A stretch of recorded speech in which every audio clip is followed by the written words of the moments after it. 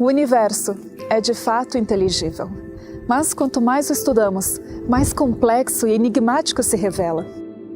Nós, seres humanos, vivemos dentro de determinados limites. Quanto mais nos aproximamos do horizonte, mais descobrimos que a superfície não é plana. Por isso, os cientistas precisam constantemente buscar novas lógicas e questionar o já estabelecido. Afinal, e se, como bem escreveu Shakespeare, há mais coisas entre o céu e a terra do que imagina a nossa vã filosofia?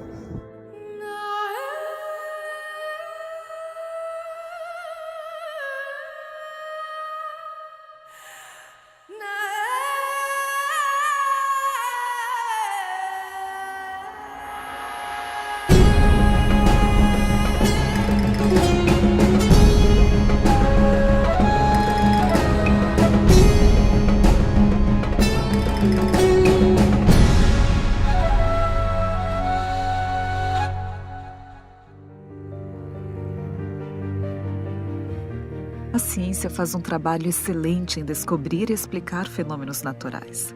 Sem se darem por satisfeitos com a mera descrição, os cientistas se esforçam por compreender a estrutura subjacente, as leis fundamentais da natureza que determinam esses fenômenos.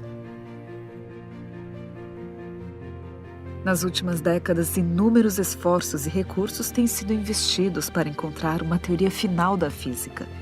Essas tentativas se conhecem como teoria da grande unificação ou teoria de tudo e incluem propostas como a gravidade quântica de laços, a teoria de cordas e a teoria M. A busca de uma teoria unificada é tão profunda que muitos de seus investigadores acabam utilizando a linguagem teológica em sua descrição. Alguns a chamam de a busca do santo graal da ciência. No final do século XIX, os físicos fizeram uma reunião na Europa para fechar o grande livro da física.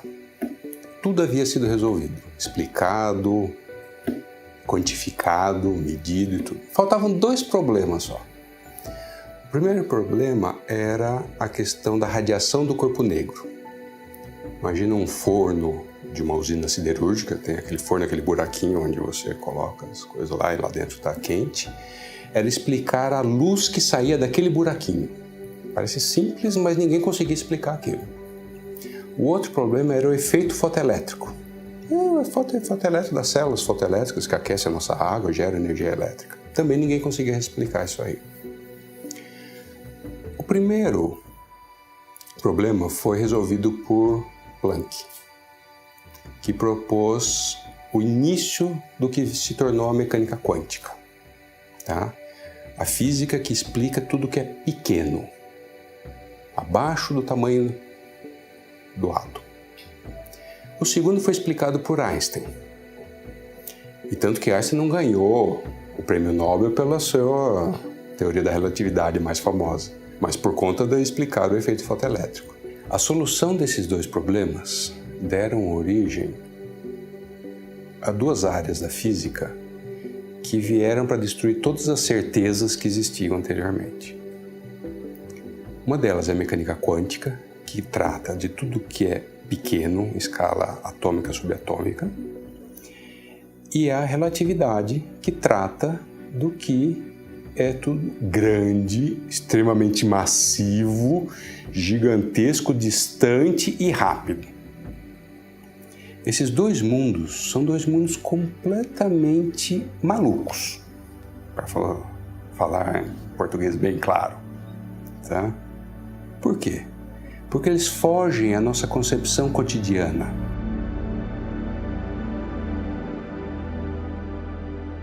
Existe no universo 4 forças subjacentes a tudo. A gravidade, descrita pela teoria da relatividade de Einstein. A força nuclear forte, que mantém o núcleo do átomo unido. A força nuclear fraca, responsável pela desintegração radioativa.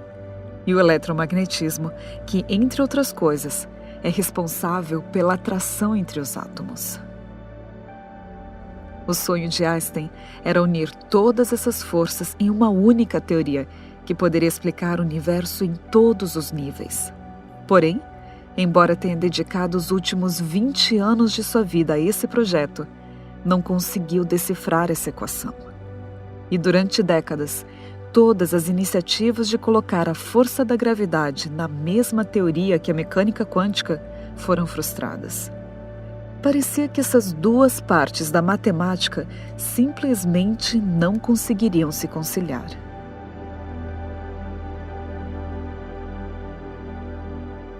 A la gente le gustaría poder explicar todos los fenómenos del universo con una sola física. Nos gustaría decir, tenemos una teoría de todo. Pero para que hubiera una teoría de esta naturaleza teníamos que incorporar por lo menos lo que ya sabemos. Nosotros sabemos que existe una fuerza que es gravitacional y sabemos que existen fuerzas nucleares, fuerzas electromagnéticas. La física debería estar en condiciones de poner todo junto en una gran teoría. Pero no hemos sido capaces de incorporar la gravitación, que para nosotros es la fuerza más conocida, con las otras fuerzas, en una gran teoría unificada. Y la gente trata desesperadamente de hacerlo desde hace mucho tiempo, sin lograrlo. La gravitación se nos escapa. Assim como os físicos no final do século XIX quiseram fechar o livro da física, hoje existe um santo graal na física, que seria a teoria unificadora. Uma teoria que pudesse explicar as 4 forças fundamentais como se fosse uma única. Tá? Força fraca e eletromagnética já foi possível fazer isso. A interação da força nuclear com a eletrofraca é possível já escrevê-las como se fossem uma só, em determinadas circunstâncias e tudo. O grande problema é a gravitação, porque intrinsecamente ela é diferente das outras.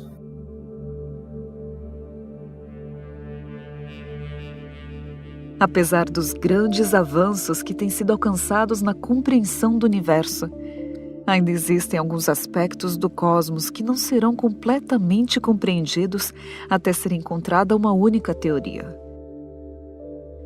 E em nenhum lugar isso parece ser mais evidente do que nas profundezas de um buraco negro. Se tentarmos descobrir o que ocorre no seu interior, onde uma estrela é reduzida a um ponto minúsculo, usamos a relatividade porque a estrela é incrivelmente pesada? Ou a mecânica quântica por ser incrivelmente pequena? Uma vez que o centro do buraco negro é tão pequeno quanto pesado, necessitamos usar as duas teorias ao mesmo tempo. E quando tentamos juntar essas teorias, simplesmente não há sentido. One of the big problems that we have in physics right now is that we have 2 very successful theories. We have general relativity, which describes how gravity behaves and gives us a very accurate picture of gravity and black holes and things like that. And then we also have quantum theory. And quantum theory describes very small things like atoms and particles. And both of these theories are very successful in their own realms, but we don't know how to make them fit together. And so quantum gravity is an attempt to do that. So people today are working very hard to try to figure out what would a quantum theory of gravity look like? How do you bridge the gap between the world of the very small and the theories that describe gravity very well? And so one of the properties of quantum theory, its main defining feature, is that quantities that on big scales can have any value have only certain discrete values in quantum mechanics. That's the whole nature of quantum, is that you can be here or you can be here, but you can't be in the middle. The most famous example is the atom. If you look at the electrons that orbit an atom, those electrons can only have specific energies. They can be at one energy level or another, but they can't have energies in between. That's the quantum nature of quantum mechanics. And so if we were to do the same thing with general relativity, if we were to make a quantum theory of gravity, well, relativity is all about the curvature of space. It's what space looks like. So a quantum theory of gravity would say that space itself has to be quantized. You can have a smallest amount of area, but no smaller. And you can have a smallest length, but no smaller. And how would you put all of that together to make the space that we observe? Ese problema lleva a los teóricos de la física a buscar teorías nuevas y formas nuevas de mirar el problema. La teoría de cuerdas es una de esas formas. Até pouco mais de 20 anos atrás, os cientistas entendiam as partículas como pontos, pequenos pontos. Mas o que a teoria de cordas propõe é que as partículas não são pontos, são minúsculas cordas vibrando. Cordas tão pequenas que, se um átomo fosse aumentado ao tamanho do nosso sistema solar, essa corda seria do tamanho de uma árvore média. O que é surpreendente é que essa vibração é que definiria a partícula. Se vibra de determinada maneira, seria um tipo de partícula.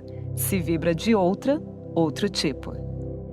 E isso poderia ser a chave para resolver a distância entre o universo uniforme e previsível da relatividade e o espaço instável e caótico do mundo subatômico. Se você pegar uma corda, você pode vibrar a corda com esse movimento. A gente chama isso de primeiro modo vibracional. Você pode vibrar a corda assim, é uma brincadeira de criança. Você pode vibrar uma corda assim. Você tem um segundo modo vibracional. E você pode progredir em diversos modos de vibração. Isso é bem descrito na física clássica, esses modos de vibração de uma corda. O que esses cientistas, esses físicos que formularam a teoria das cordas propuseram é que essas pequenas partículas elas são descritas por essas entidades cordas e cada partícula é diferenciada por um modo diferente de vibração dessa corda. Uma partícula tem um modo, seria a representação desse modo de vibração, outra partícula outro modo, e por aí vai. De uma forma bem simples, isso é teoria de cordas.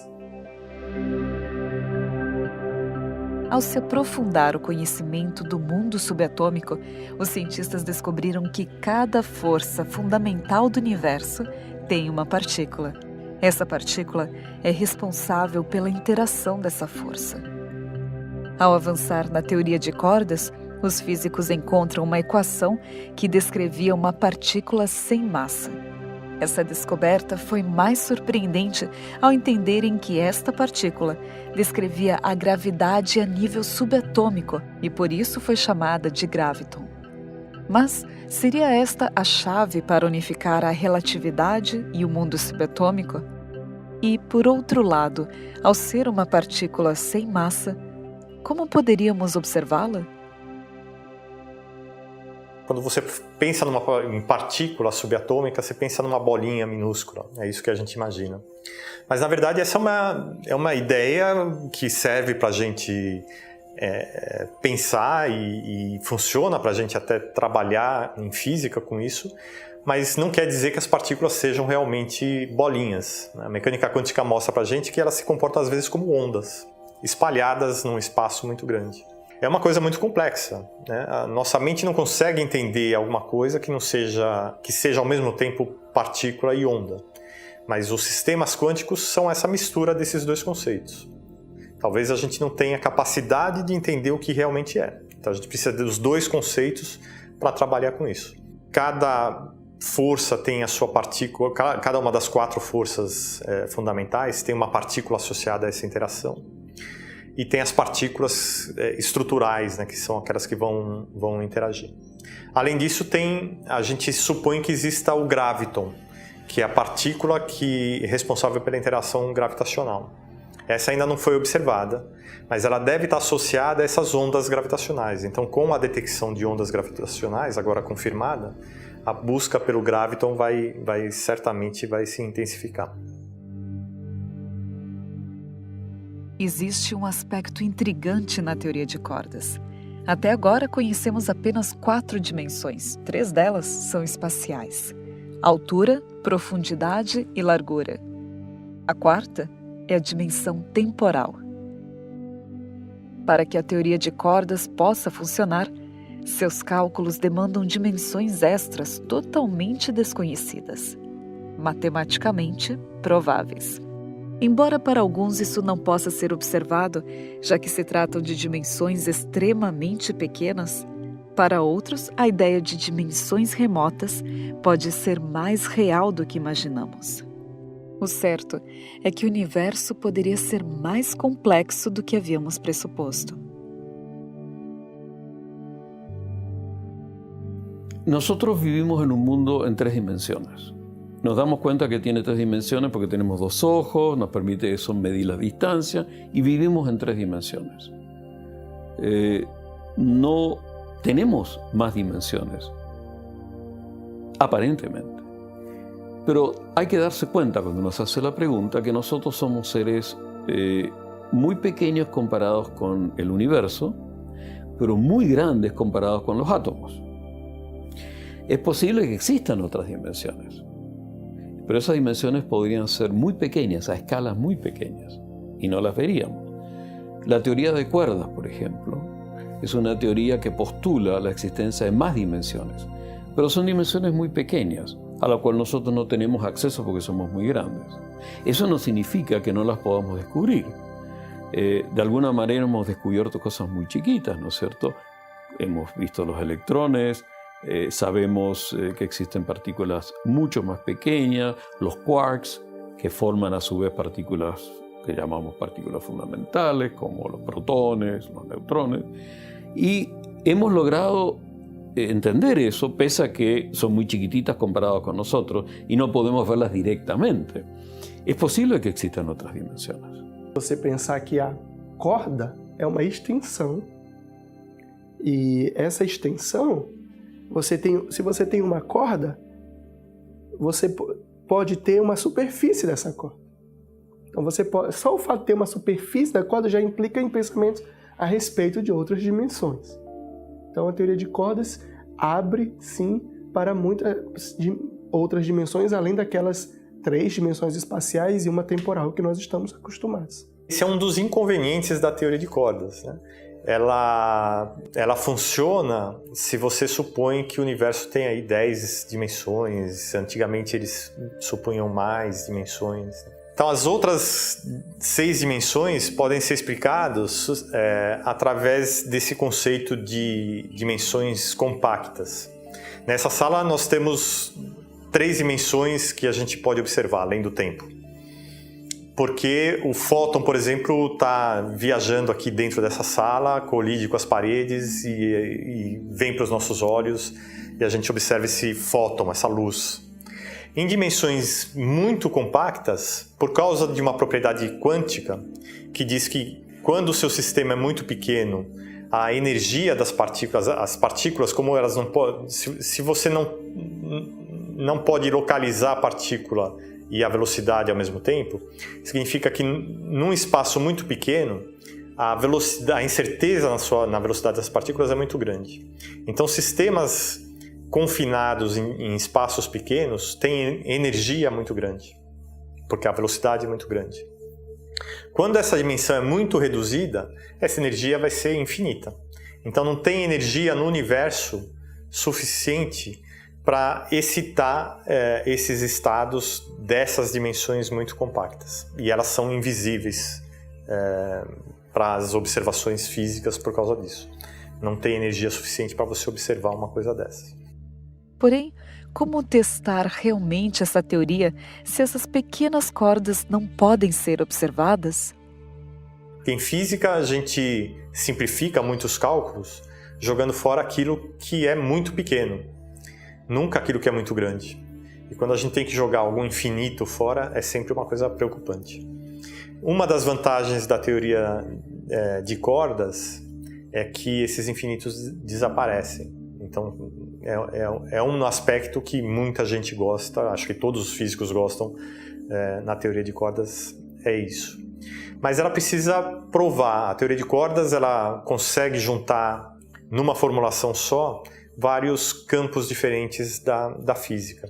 Mas até agora não apareceu nenhuma indicação, alguma coisa que é prevista por essa teoria e nenhuma outra das teorias que possa ser observada em laboratório. É uma formulação matemática muito engenhosa, muito bonita, mas para se tornar uma teoria física falta alguma comprovação experimental. A física é isso, né? A junção de formulações matemáticas, por vezes muito complexas, mas com observação de fenômenos que são previstos pela teoria. Se uma teoria não consegue prever coisas novas, ela não tem muita utilidade na física.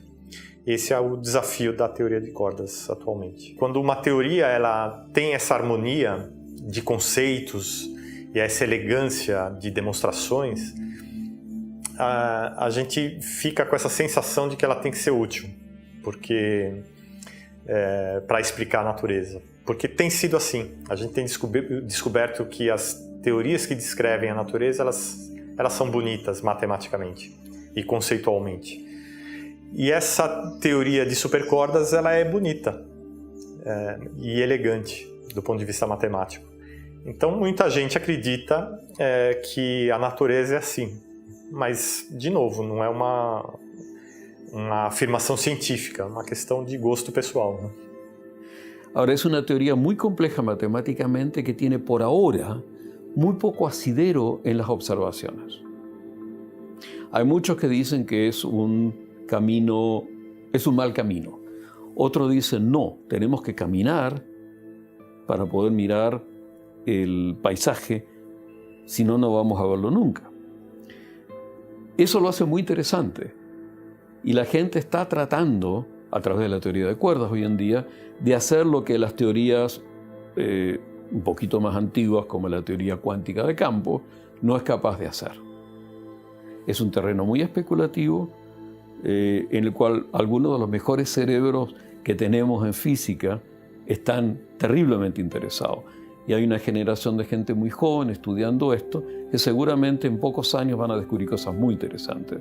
Mas a minha pergunta pessoal que eu faço é o seguinte: será que nós não corremos o mesmo risco de uma nova disrupção, como aconteceu naquela reunião dos físicos no final do século XIX?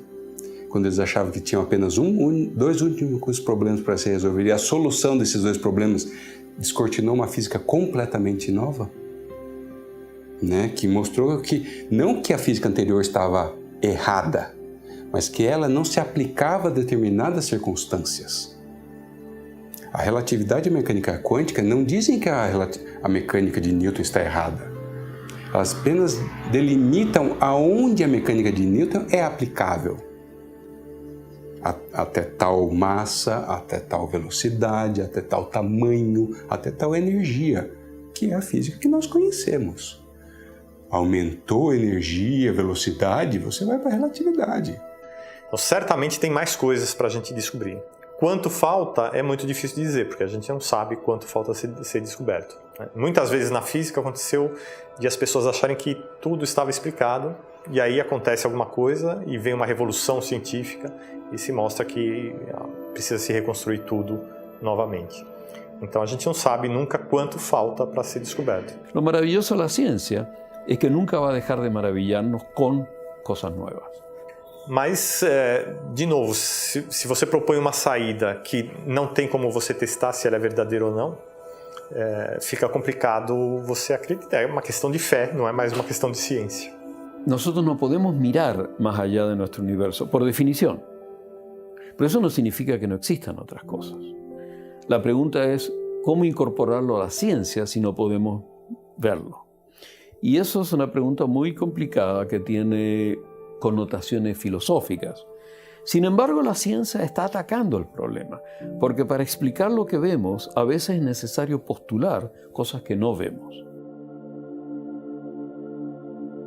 Mesmo que continuemos encaixando as peças do enigma da natureza, precisamos nos lembrar que estamos trabalhando em apenas um cantinho do universo e que a esperança de encontrar a última peça poderia estar além do nosso alcance.